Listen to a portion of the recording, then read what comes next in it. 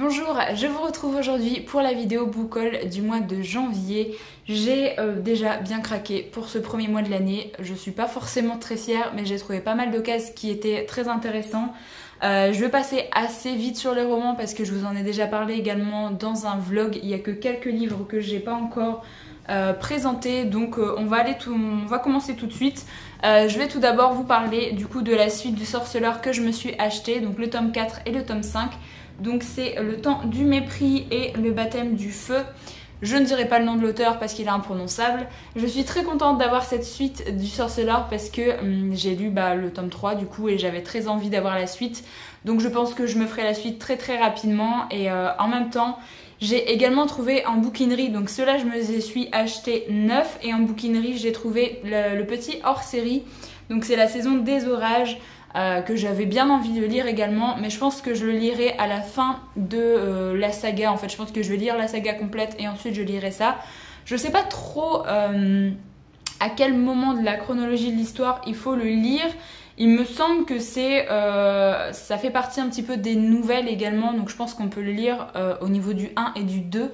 Mais je suis vraiment pas sûre, donc voilà, je suis ravie de l'avoir trouvé à la bouquinerie parce qu'en plus il est en état nickel, même si du coup c'est pas la même collection que les autres, mais clairement je m'en fiche. Je vais continuer avec les livres que je me suis achetés en bouquinerie. Il y a le tome 2 et le tome 3 de la saga L'Ange de la Nuit de Brent Weeks, donc c'est Le Choix des Ombres et Au-delà des Ombres.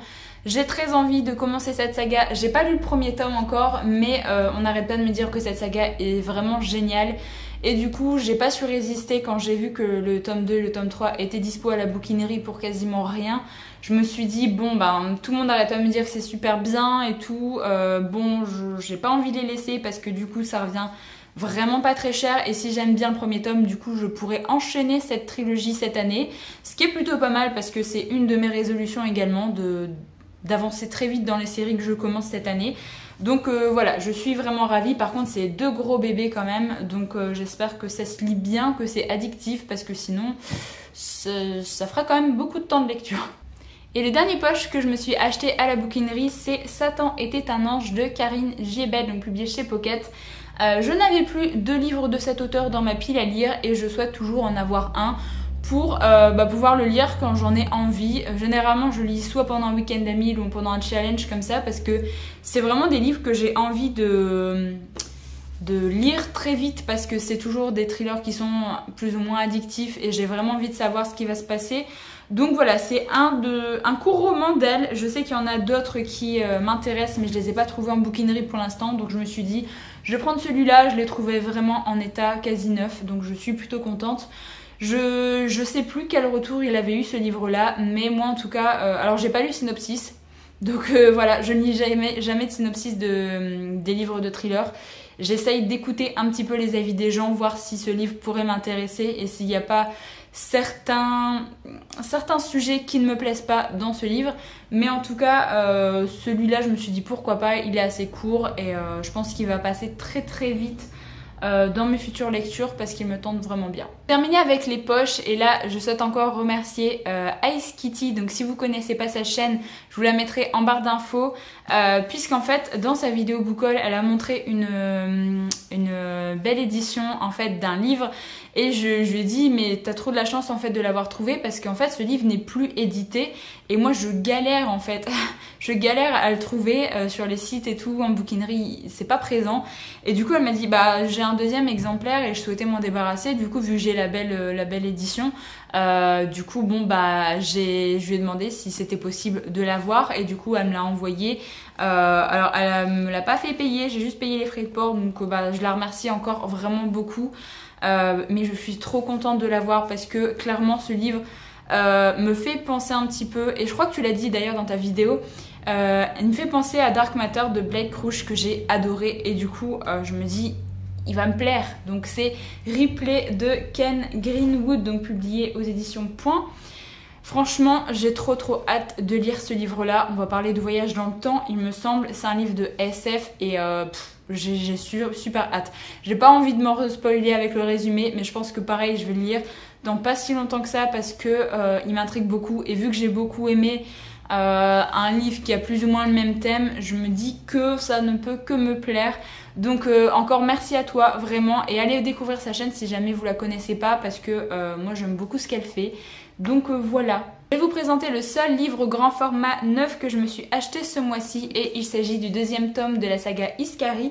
Donc c'est Le combat des âmes sœurs de Kristen Ciccarelli, publié chez Gallimard Jeunesse.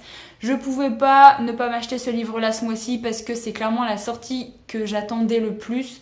J'ai très envie de le lire, j'ai pas encore eu le temps de m'y plonger dedans, mais j'ai très envie. J'avais beaucoup aimé le premier tome, donc j'ai hâte de voir ce que ça peut donner. Vu qu'on va suivre d'autres personnages et tout, moi je suis plutôt curieuse de savoir comment ça va se passer, et j'ai vraiment hâte de retrouver cet univers que j'ai beaucoup aimé, donc voilà. C'était vraiment l'achat neuf obligatoire du mois. Alors ensuite j'ai fait 2 achats grand format, mais c'est des achats grand format en occasion que j'ai réussi à trouver sur Momox et sur Gibert. Ce sont 2 livres qui sortent complètement de ma zone de confort, puisque ce sont des livres contemporains. Il y en a un, c'est un contemporain historique, et il y en a un autre, c'est un contemporain tout court. Le premier, c'est Toute la lumière que nous ne pouvons voir de Anthony Doerr, donc publié chez Albin Michel. J'ai entendu que du bien de ce livre-là, donc ça c'est un contemporain historique, il me semble. Il me semble qu'on va parler de la Seconde Guerre mondiale et qu'on va suivre une relation entre 2 personnes. J'en sais vraiment pas plus, et il n'y a pas vraiment de résumé derrière, mais j'ai pas envie de savoir de nouveau de quoi ça parle. J'avais vu des avis qui m'avaient vraiment donné envie.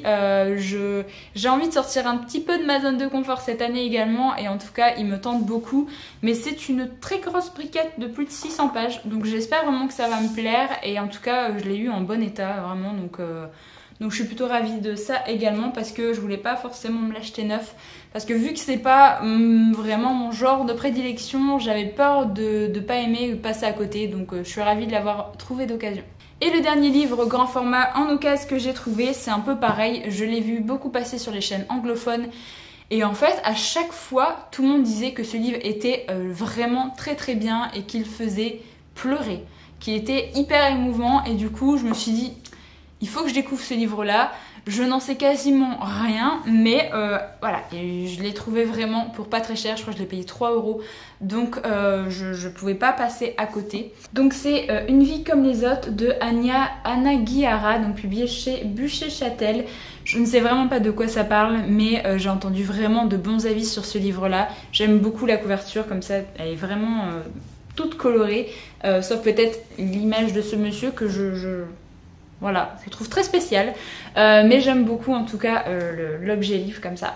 Et je suis très contente de l'avoir trouvé en occasion, parce que j'ai bien envie de découvrir cette histoire, puisque j'en ai tellement entendu parler que ça me tente beaucoup, même si je ne sais vraiment pas de quoi ça parle, à part que c'est un contemporain où on va suivre 4 destins, et c'est tout, donc voilà. Voilà, ce book haul est maintenant terminé, j'espère qu'il vous a plu. N'hésitez pas à me dire dans les commentaires ce que vous vous êtes acheté durant ce mois-ci. Moi, personnellement, je suis très contente d'avoir trouvé autant de livres en occasion qui me tentaient. Mais bon, ma pile à lire a pris quand même un certain coup, donc j'espère que j'arriverai assez vite à faire descendre un peu ça. Mais voilà, je suis quand même très contente de mes achats. Donc voilà, n'hésitez pas à me dire dans les commentaires ce que vous vous êtes acheté. Et moi, je vous retrouve très bientôt dans une nouvelle vidéo.